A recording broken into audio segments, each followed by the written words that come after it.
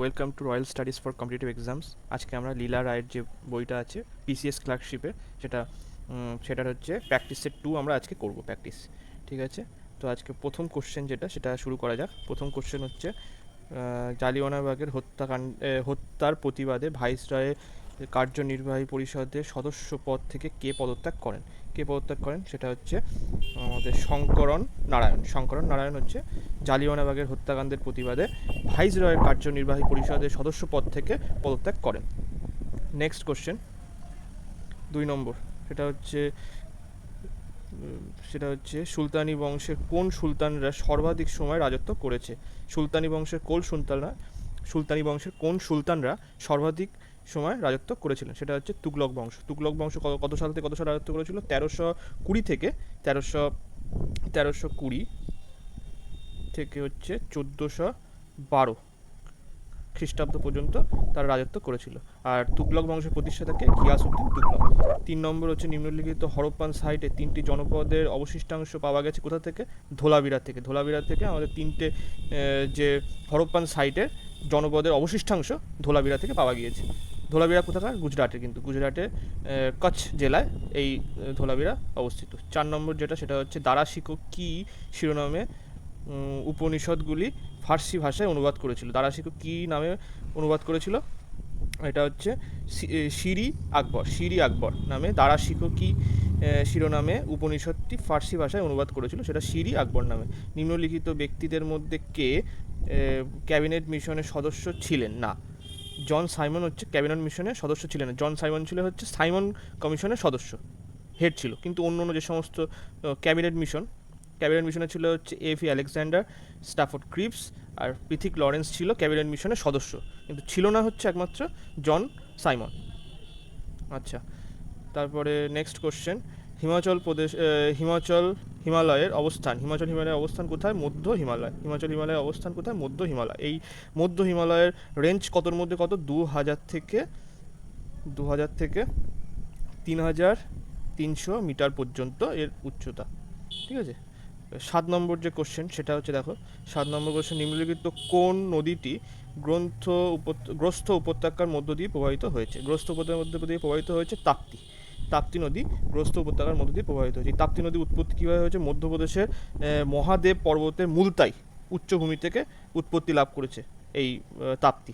ঠিক আছে, next question, নিম্নলিখিত কোন নদীর ওপর সর্দার সরোবর বাঁধ নির্মাণ হয়েছে? কোন নদীর ওপর? নর্মদা নদীর উপর সর্দার সরোবর বাঁধ নির্মাণ হয়েছে। এই সর্দার সরোবর বাঁধ কিন্তু আবার মনে রাখতে হবে পৃথিবীর দ্বিতীয় বৃহত্তম নদীবাঁধ, আর এটা হচ্ছে গুজরাটে এটা নির্মাণ করা হয়েছে। নেক্সট কোশ্চেন, ভারতের সর্বাধিক খনিজ সম্পদপূর্ণ শিলা সিস্টেম হলো ধারওয়াড় সিস্টেম হচ্ছে ভারতের সর্বাধিক খনিজ সম্পদপূর্ণ শিলা সিস্টেম। আচ্ছা, নিম্নলিখিত 10 নম্বর কোশ্চেন, নিম্নলিখিত কোন জোড়াটি বেমানান হচ্ছে পুগা হিমাচল প্রদেশ হচ্ছে বেমানান। আচ্ছা, নিম্নলিখিত কোন বন্দরটি পূর্ব উপকূলে অবস্থিত নয়? এটা হচ্ছে কান্দালা বন্দর পূর্ব উপকূলে অবস্থিত নয়। ঠিক আছে, কিন্তু অন্য যে সমস্ত পারাদ্বীপ, তারপরে নিউ তুতিকোরিন, চেন্নাই, এগুলো হচ্ছে তোমার তাহলে কি পূর্ব উপকূলে, শুধু একমাত্র কান্দালাটাই হচ্ছে পশ্চিম উপকূলে। নেক্সট কোশ্চেন, কাঁচ নির্মাণের কোন অ্যাসিডে দ্রবীভূত হয়? গ্লাস বা কাঁচ নিচের কোন অ্যাসিডে দ্রবীভূত হয়? আচ্ছা, নিচের কোন অ্যাসিডে দ্রবীভূত হয়? এইচএফ হাইড্রোফ্লুরিক অ্যাসিডে এটা দ্রবীভূত হয়। ঠিক আছে, আচ্ছা, আর আমরা একে বলি ওই H2SO4 কে আমরা কিন্তু অম্লরাজ বলি। ঠিক আছে, আর অয়েল অফ ভিট্রিয়লও বলা হয় একে, অয়েল অফ ভিট্রিয়ল। ঠিক আছে, এবার নেক্সট কোশ্চেন 13 নম্বর, সবচেয়ে ভারী মৌলের নাম কি? ইউরেনিয়াম। এর পারমাণবিক ভর কত? 238 হচ্ছে পারমাণবিক ভর। ঠিক আছে, নেক্সট কোশ্চেন 14 নম্বর, রক্তের গ্রুপ কে আবিষ্কার করেন? Karl Landsteiner.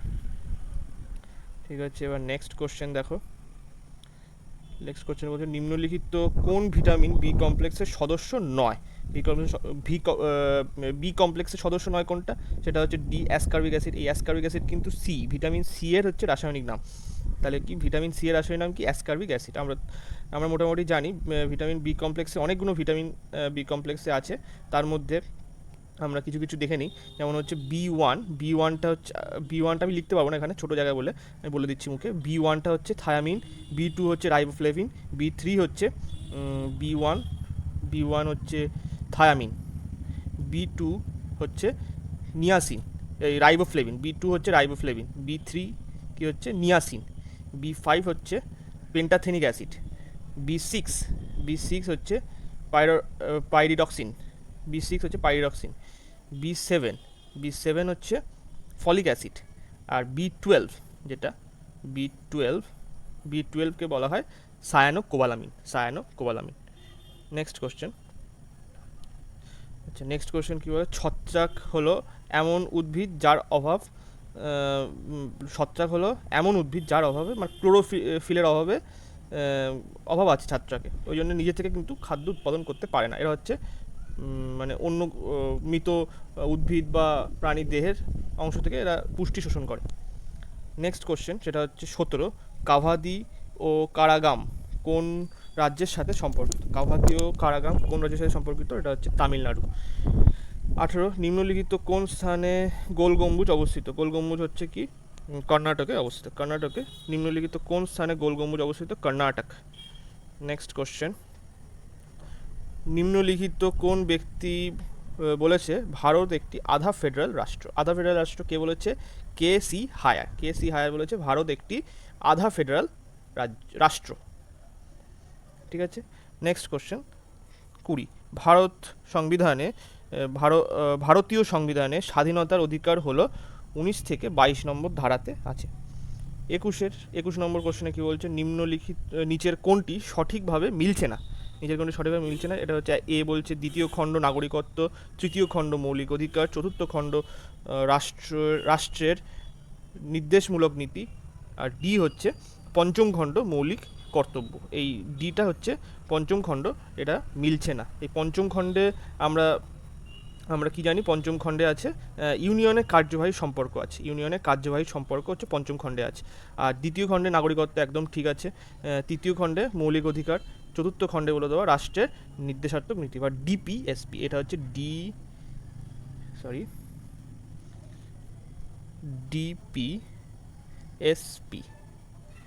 ডিপিএসপি। আচ্ছা, এবার নেক্সট কোশ্চেন, সেটা হচ্ছে 22, ভারতীয় সংবিধানের কোন অনুচ্ছেদের অধীনে রাষ্ট্রপতির উভয় কক্ষের দ্বারা পাশ হওয়া যে কোনো বিলের প্রতি তার অসম্মতি দেওয়ার ক্ষমতা ভোগ করেন? এটা হচ্ছে ধারা 11 নম্বর ধারাতে এই বিশেষ ক্ষমতা রাষ্ট্রপতিকে দেওয়া হয়েছে। নেক্সট কোশ্চেন, ডিএসপি শব্দটির সংক্ষিপ্ত রূপ কি? ডিএসপি শব্দটির সংক্ষিপ্ত রূপ হচ্ছে ডেস্কটপ পাবলিশিং। নেক্সট কোশ্চেন, ভারতীয় অর্থনীতির মেরুদণ্ড কোন খাত?